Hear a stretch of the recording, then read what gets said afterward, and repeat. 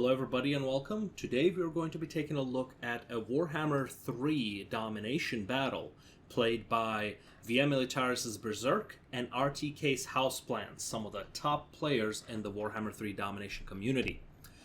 This is part of the SUNTZU League, and I believe this was a semi-final match. This was one of my favorite games of the season, and as such I want to share it with you guys just to see how top players compete on the Domination format.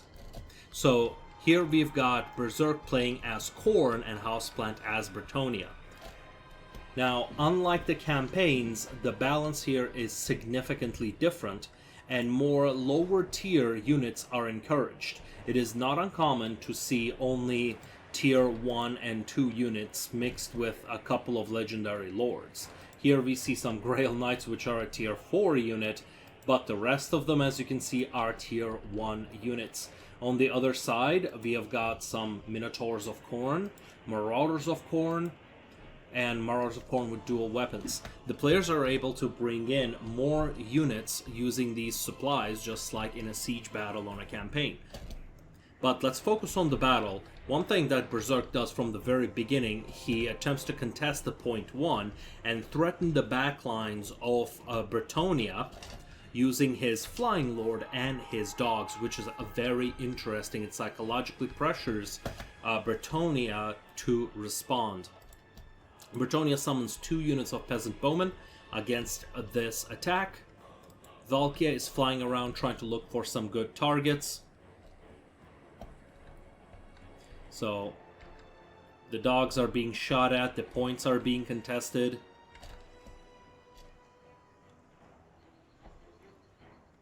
Now, I'd like to point out that during this exchange, Berserk pulls off some very nice micro and just completely annihilates these peasant bowmen using Spear of Sleipnir. At the same time, microing these Khorne hounds away from the archer fire, wasting the enemy ammunition. That takes some serious skill. And just knowing that how much damage that Spear of Sleipnir can do at exactly the right time. So he just wiped out that unit right off in a single hit. Now, unfortunately for him, he's only able to use it twice in battle. So that was one of his uses. And that put him already at 340 gold value advantage. That is the way we are going to be tracking the damage in this battle. At the same time, Berserk captures point 2 in the middle, which gives him some advantage, but captures 1. But Berserk forgets to send a unit to point 3. But now he sends it off, but you know, he could have been making double this amount of points this whole time. Not a big deal, but still something, and when the game is very close, this could be the difference between winning and losing. So we have Bretonnia positioning their cavalry and charging in to the Marauder lines.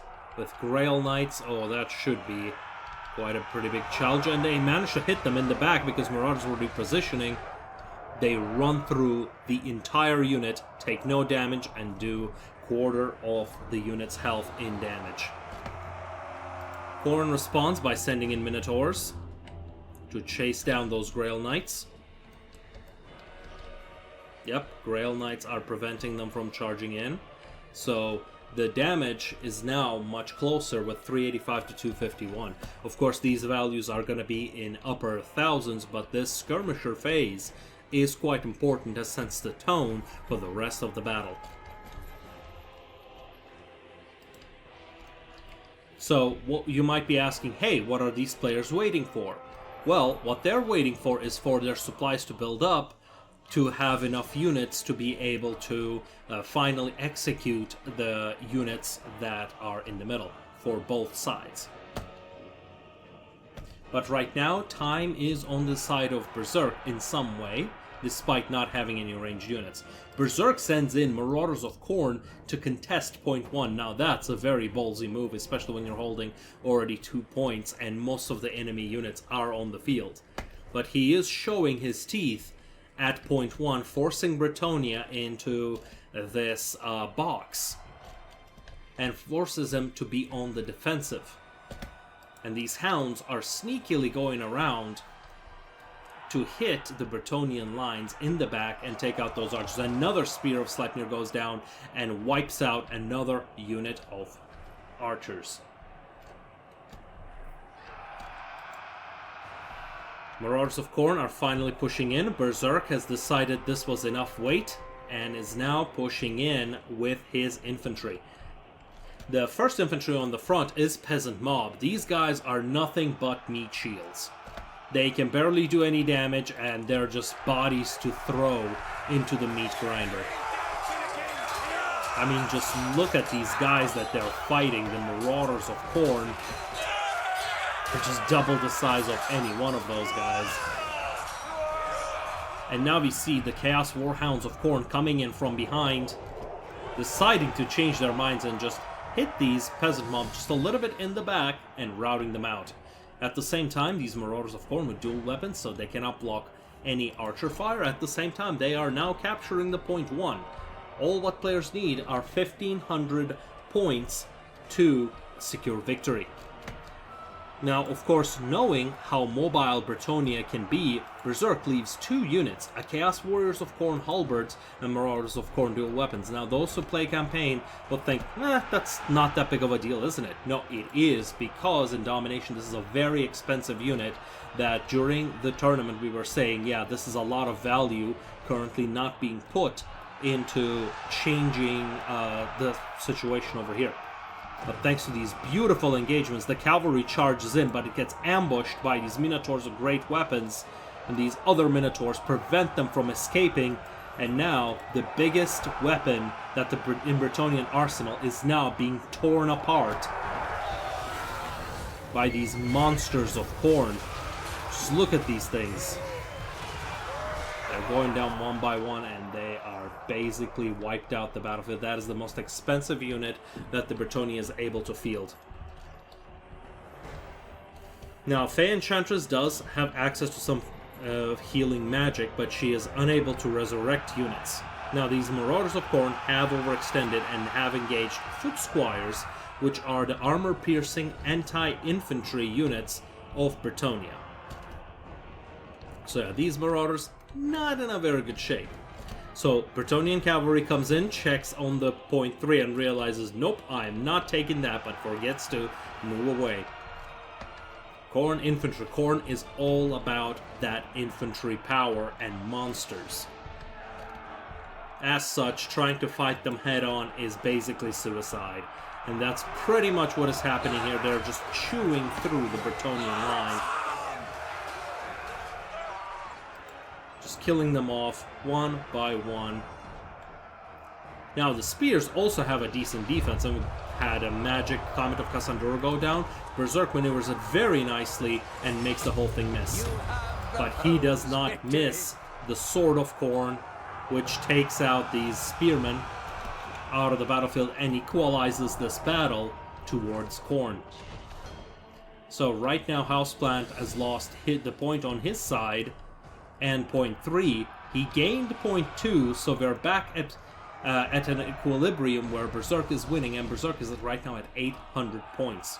He is halfway there to victory. We got this massive engagement going on with 2 legendary lords fighting one another.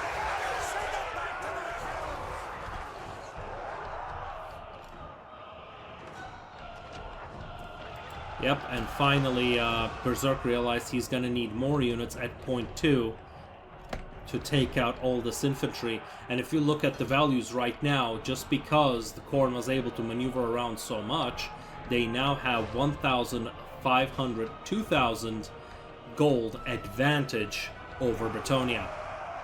Both of these players are terrific players, but this is just one of my... It's so methodical, just so many outplays going around everywhere. A lot of the stuff I can't even comment on, just because of so many things happening at once. But this is a beautiful, just a mess, a complete mess that is going on. But the players are holding it under control. We've got some spells going down that slow down those Chaos Warhounds. Yep, Awakening of the Wood. So right now the only thing that's really left here are these Foot Squires that will do a lot of damage.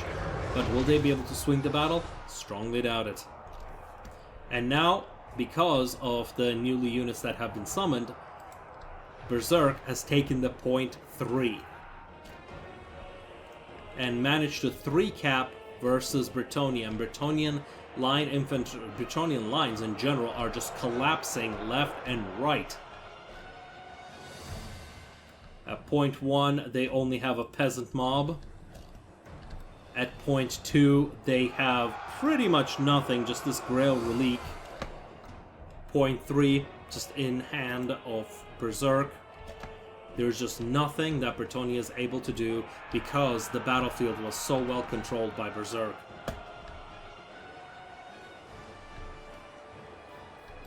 So let's speed things up a bit. So now you can see that the units that have been left behind are able to be unsummoned to get some of their value back.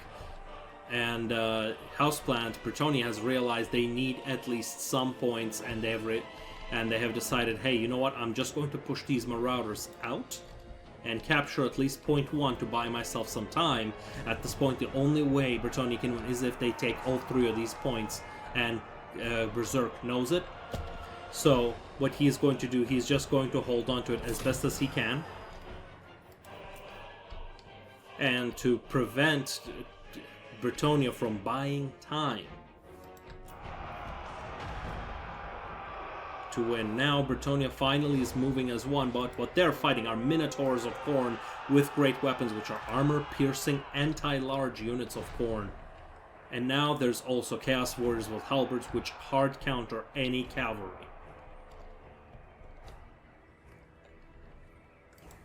And because they have left it there, now Berserk is coming in and taking it back. And with that, we've got GG going down, and Khorne takes a victory. I hope you guys liked it. Please let me know in the comments if you enjoy these types of games and would like to see me commentate them in the future. Thanks for joining me, and I'll see you next time.